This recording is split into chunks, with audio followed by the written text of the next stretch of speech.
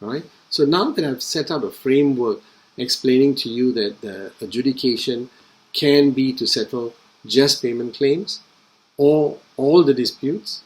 Two, as I've explained to you, that you can have this this regime either set in your contract, contractual adjudication, or because Parliament has legislated it, it is a statutory adjudication method, right? So that then takes me to the last section of my talk, to explain to you some of the statutory regimes that are available in the industry. I have about 10 minutes left.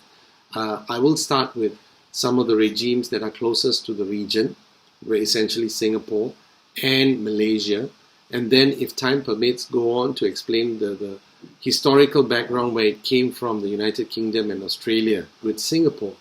In Singapore, it is the Building and Construction Industries Security of Payment Act of 2005 with its legislations that have been the regime that adjudication works with. Now this was in 2019 December, the Building and Construction Industry Security of Payment Amendment Act came into place, and it put into force some amendments, right?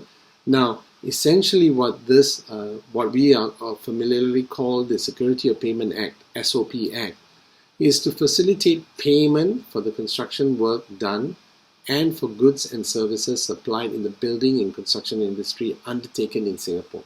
So you must appreciate, with the statutory regime, they clearly will specify whether it's just for payment claims or whether it deals with all dispute resolution, all issues.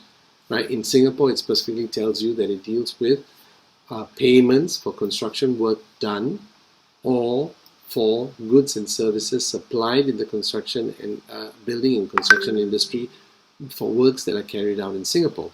Now, in Singapore, it also includes prefabrication works carried out in Singapore for overseas projects with both parties being Singapore registered entities, or done abroad for projects, the prefabrication works carried out abroad for projects in Singapore.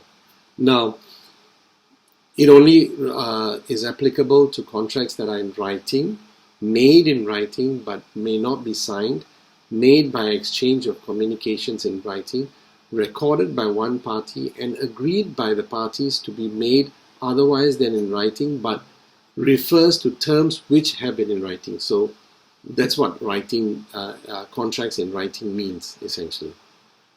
Right? Now, in Singapore, it also excludes residential occupiers contract falling within the meaning of the Residential Properties Act and does not require approval from the Commissioner of Building Control. Right?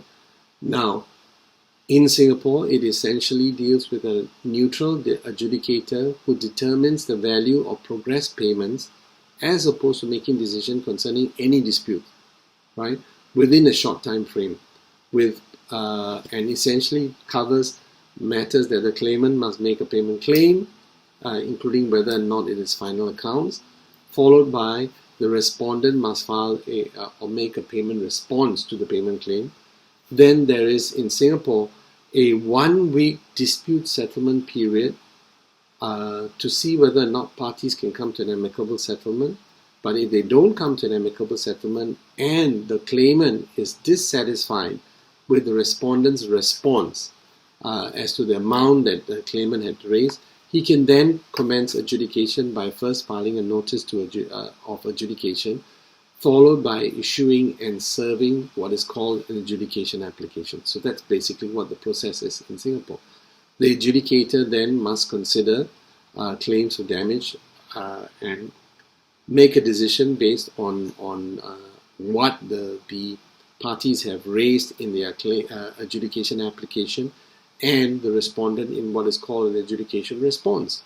Now, at the end of the day, when the adjudicator makes a decision, both the claimant in Singapore, both the claimant and respondents, but the respondent only for adjudicated amount that is greater than the response amount by about 100,000, and he must first pay the money out to the claimant before they can either apply within 7 days of the determination for a review of the determination. So what this means is, while you have the determination, both parties can still make a appeal, so to speak, for a review of the adjudication determination.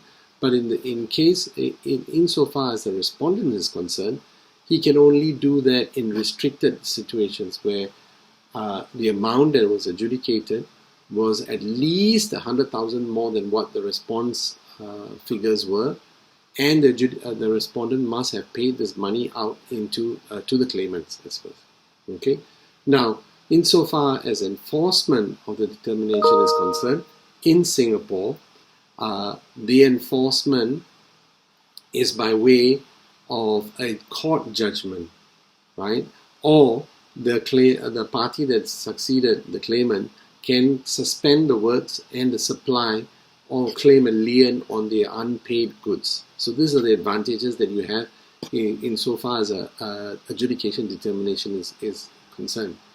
Now, insofar as the Building and Construction Industry Security of Payment Amendment Act that came in December last year, 2019, it applies to all payment claims that were served after that date, and it basically the amendments were made with over 10, almost 15 years of the adjudication regime being in place, right?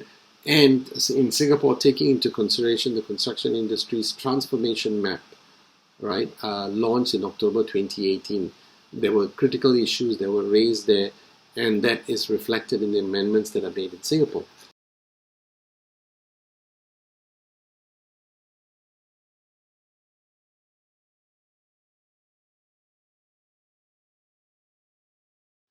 Now, I have just about 5 minutes left, and what I'd just like to do is to highlight the several other countries and the provisions that they have.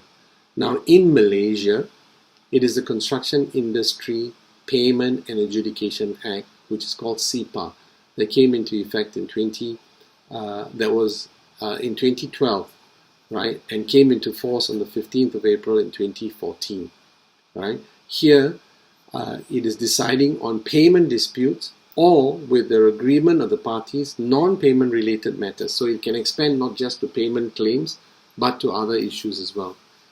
It refers to contracts in writing for construction works and supply of goods and professional services carried out for the buildings that are more than 4 stories high, and for occupation by a natural person wholly or partly in Malaysia, right? It also has what is called the Construction Industry Payment and Adjudication Act Exemption Order of 2014 that has applications. Now, in Malaysia, the Singapore time frame is much shorter, whereas in Malaysia, the Malaysian time frame is much longer, because the adjudicator is allowed 45 working days to come to a decision. Right? 45 working days is a long time if you take out the weekends and the public holidays. Now, that's Malaysia.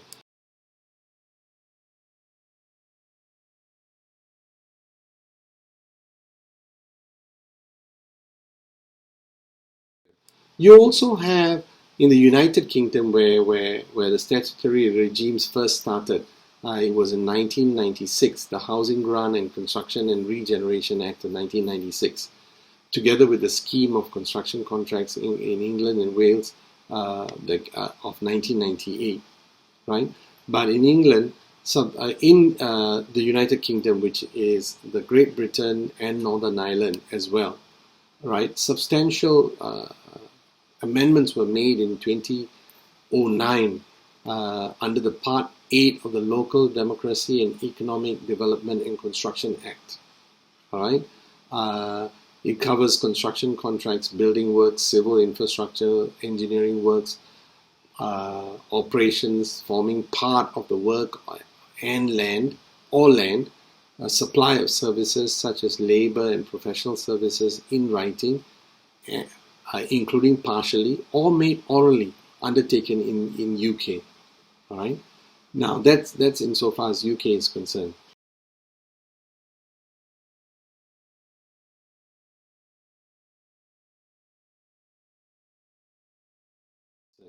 Now you then also have Australia, right? Australia has got two sets of regimes.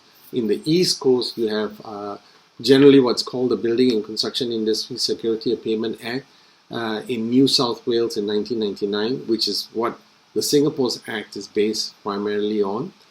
In Victoria, the state of Victoria in 2002, Tasmania in 2009, Australian Capital Territory in 2009, Southern Australia in 2009, and in Queensland it's called the Building and Construction Industry Payment Act, Queensland in 2004, that had amendments arising from the Queensland Building Industry Fairness Security of Payment Act of 2017. So on the East Coast you have that, right?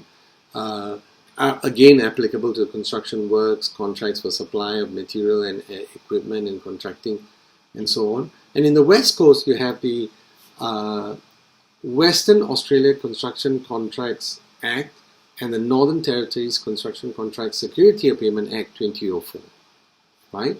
And it sets out a framework of the regime as well. And in New Zealand, you have what is called the Construction Contracts Act of 2002, right? Sets out the mandatory framework based primarily on the UK system.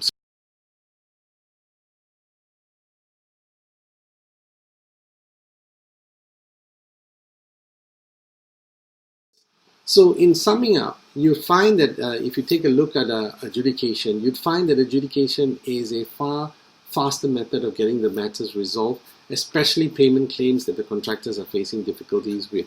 But it doesn't necessarily have to be with the construction industry, but it can be expanded into other areas of disputes between the parties. And with that, I thank you.